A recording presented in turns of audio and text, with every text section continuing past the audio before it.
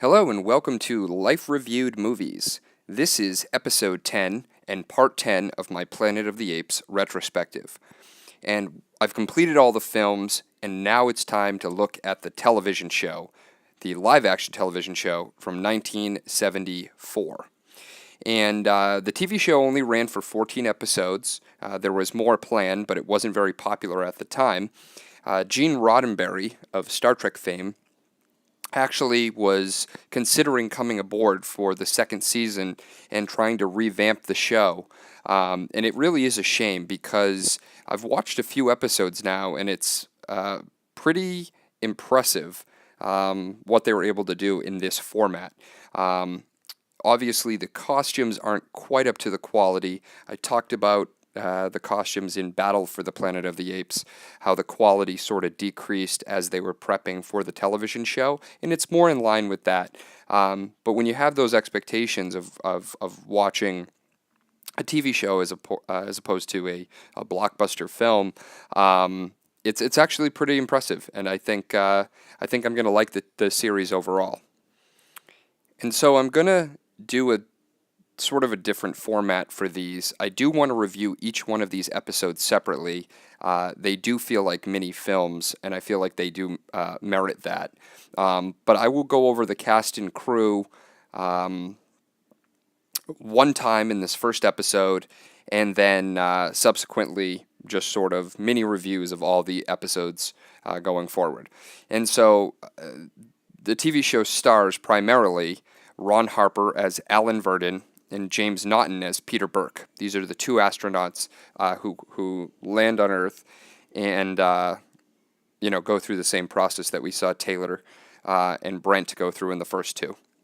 And then the big one is Roddy McDowall is back, this time playing an ape named Galen. So now he's playing Cornelius and Caesar, and now he's playing Galen. So his third ape character in the franchise, it's really awesome to have him back. It also starring Booth Coleman as Counselor Zaius. This is where we can get into all the confusion of where this actually ties into the original show, but this is another orangutan named Zaius, which could be an ancestor. And then Mark Leonard as Chief of Security Urko, who's a gorilla. And actually pretty similar to General Ursus. So let's start off with the plot of the first episode, Escape from Tomorrow. And this is a very long plot summary. This sets up the events of the entire series. And so when reading through the synopsis after I watched the first couple episodes, this first synopsis is incredibly long, and then each one is very, very brief after this. So this is extremely important to set up the events of the entire 14 episodes we're about to see. So here we go. A man named Pharaoh is sleeping beneath a tree in a forest when suddenly he is awakened by the sound of a barking dog. Trailing behind the dog is a young chimpanzee boy named Arno. Frightened, Pharaoh quickly scales the tree as Arno encourages the dog to chase him. Suddenly, a strong gust of wind passes through the forest, accompanied by a loud, raucous sound. Arno and the dog run off, but Pharaoh descends the tree to investigate further. He finds the smoldering ruins of a downed spacecraft. The hatch of the ship opens automatically, and the curious human climbs inside. He finds the bodies of 3 astronauts slumped inside the cockpit. One of the astronauts is dead, so Pharaoh pulls the other 2 free of the ship. Moments later, Arno tells his father Vesca, the prefect of the nearby village of Chalo, what he had witnessed. Vesca and a group of guerrilla soldiers ride to the spot and inspect the smoking ship. They find the body of the dead pilot, Jonesy. Vesca is visibly shaken by the notion of humans mastering such advanced technology. He orders the guards to bury Jonesy's body and to search for the other missing astronauts.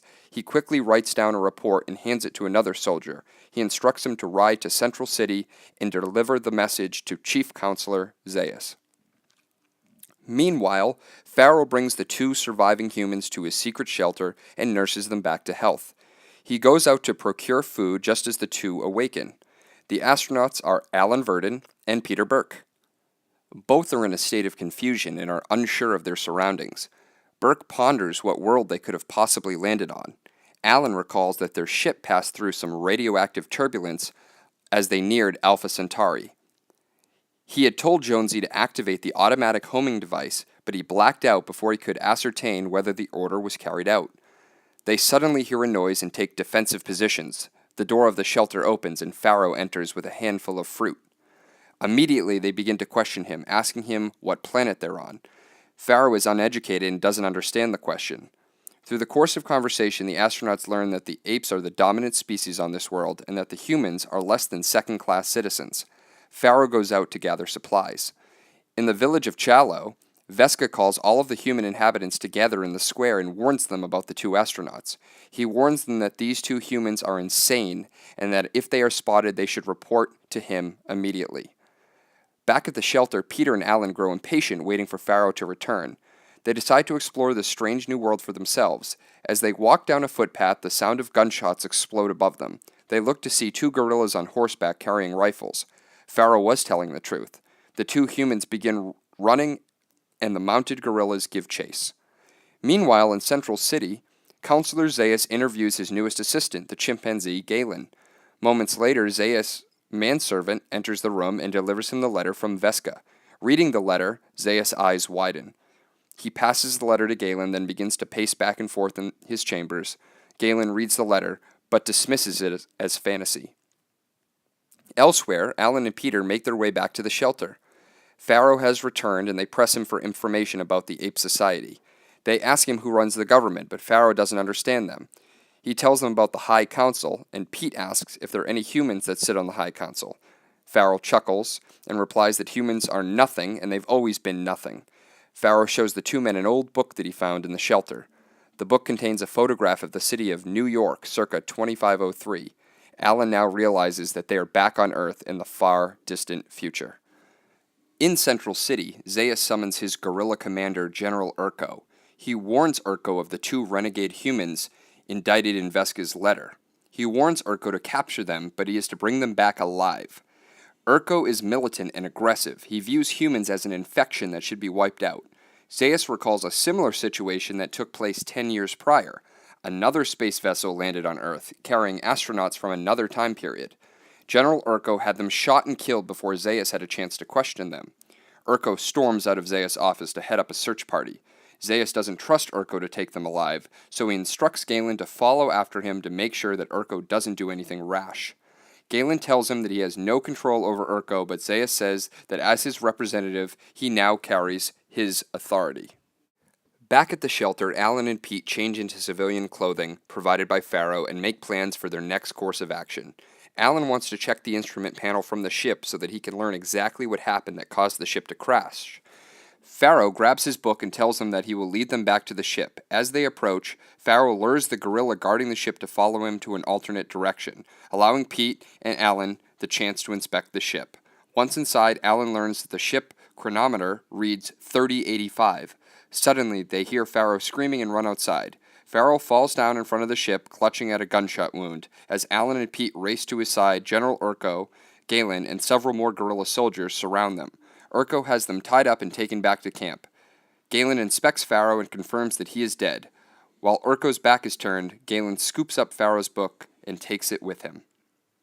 That night at the camp, Galen reads from Pharaoh's book. He's astonished at the things he reads. He walks over to a tree where Alan and Pete are tied up and begins asking them questions. He asks them if they really are from another time and if the things he's read in the book are true. Alan tells him that they are, but Galen doesn't believe him. The following day, Urko brings Alan and Pete before the High Council of Central City. Having stolen a miniature grenade from Zaius' office, he uses it to demonstrate that humans are capable of nothing but creating weapons of mass destruction. Zaius is angry that Urko had stolen the item from his cabinet, and Alan and Pete tell the council they have no intention of harming anyone. Although Urko calls for their execution, Zaius insists that they be kept alive for now. Both men are taken to a holding cell. Later, in Zaius' office, Galen asks him if there was ever a time when humans controlled the world and apes were kept behind bars. He further wonders if the world would be better off if apes and humans could live as equals. Zaius accuses Galen of committing heresy merely by asking such questions and warns him to cease his inquiry. Undeterred, Galen visits Pete and Alan in their cell. Alan wants to get back to the ship and get the flight disk. He theorizes that the humans who made the mini grenade might still be alive and might possess the technology to read the information on the ship's magnetic disk. If so, he continues, there may be a way to reverse the process that brought them here, thus providing the means to return home. Pete thinks the entire idea is preposterous, citing the improbability of finding a computer, much less being able to repair the ship. Frustrated, Alan asks Galen to help them escape. The chimpanzee scoffs at them and says that just because he finds them interesting to talk to, it does not mean he's willing to commit treason for them. And then Galen leaves the cell. Meanwhile, General Urko secretly conspires with the soldiers to kill the humans. He instructs a guard to leave their cell door unlocked after feeding time is over, in the hopes that they may try to escape. Then he can shoot them without risking Zaius' ire. Alan and Pete soon discover that their door is unlocked, but immediately realize that it's a trap. However, they are willing to take their chances if it means freedom. As they exit the prison, a gorilla hiding in the bushes levels a pistol at them. Nearby, Galen witnesses the trap and shouts, "Look out!" He dives on top of the gorilla, and in the ensuing struggle, the gun goes off, killing the guard. Pete and Alan run into the woods. General Urko arrests Galen and brings him to Zaius. He accuses him of murdering the guard and aiding and abetting the humans in their escape. Galen tells Zaius that Urko planned on murdering Pete and Alan, but Urko denies it. Urko further condemns Galen as a heretic and shows Zaius the book that was found on his person. Later, Pete and Alan break into Zaius' office and take him prisoner. They ask him about the humans who built the mini-grenades. Zaius tells them that the humans didn't live long enough to tell them his name. He further confesses his awareness that humans once ruled the world, but their warlike nature caused their own downfall. Pete and Alan take Zaius to their prison complex and force him to let them in. They use the grenade to blow the door off Galen's cell, setting him free. The following morning, the three fugitives go to the ship. Alan pries loose the magnetic disc containing the ship's flight recorder. Galen alerts them to the sound of approaching horses. They all run into the woods as General Urko and his men approach. After searching the ship, Urko has the vessel destroyed.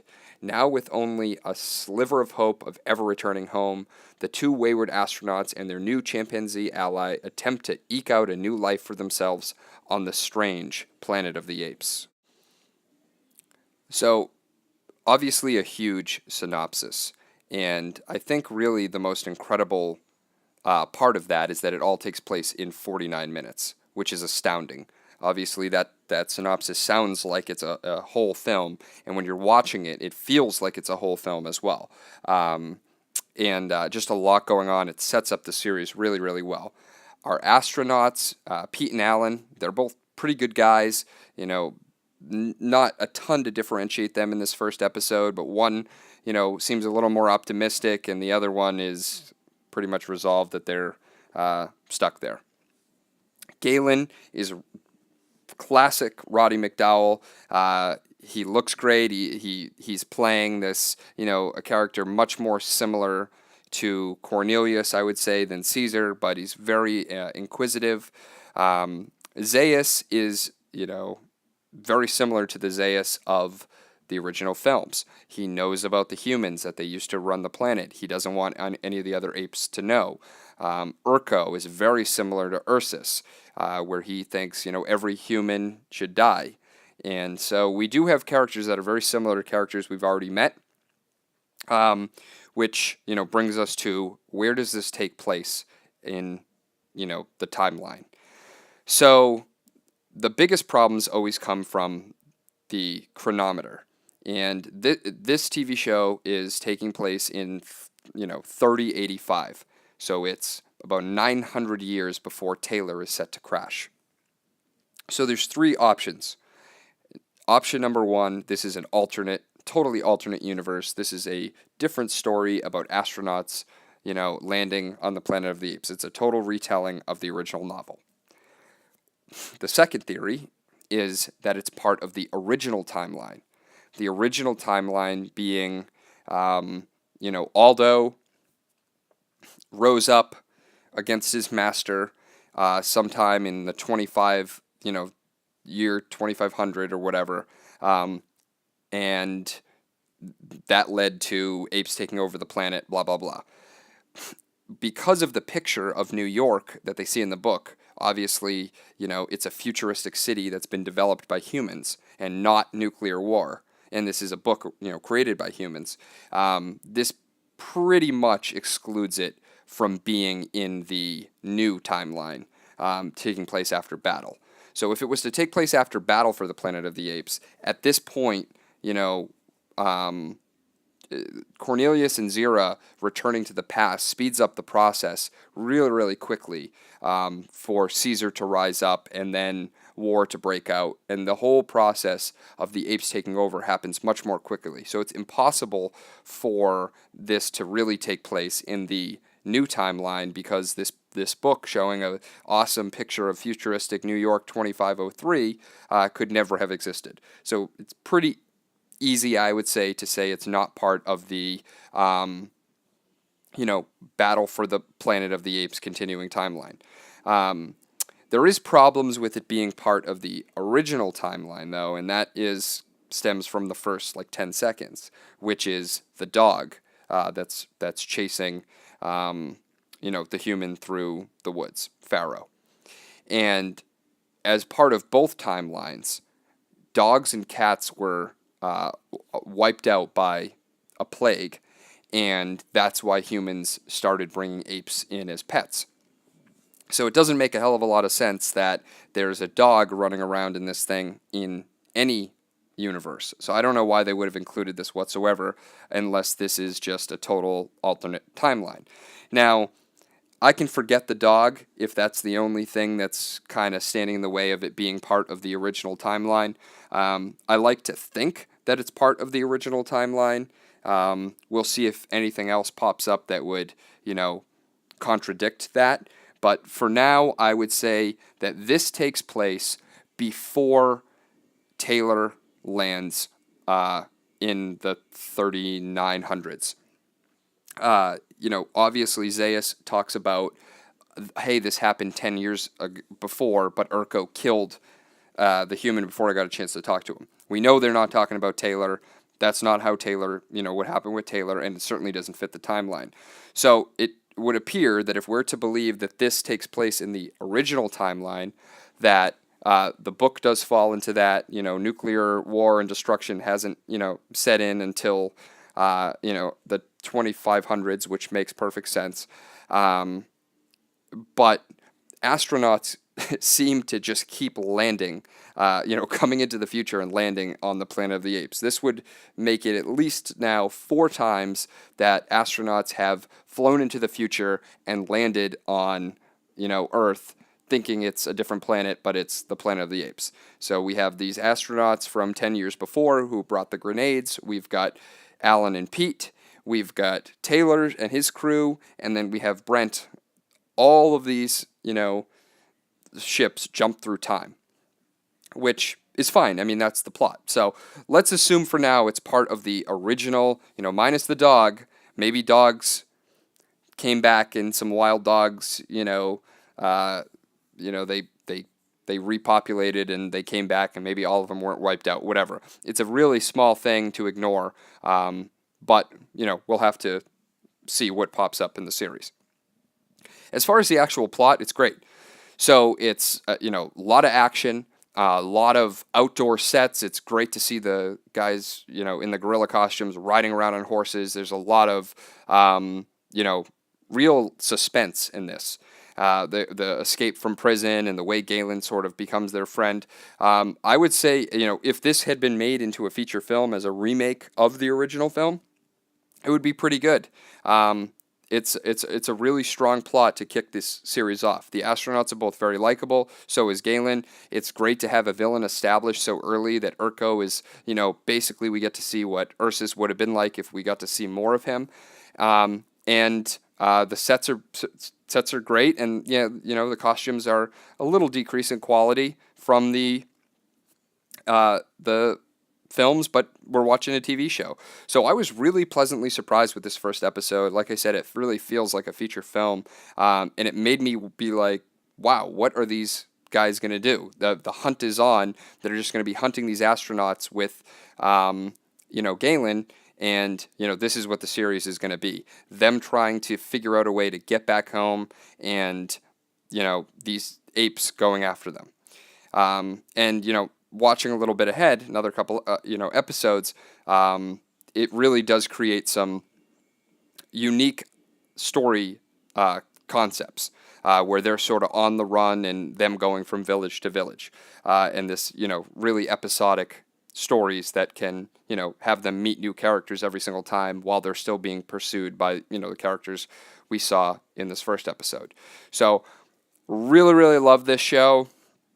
Excited to work through it.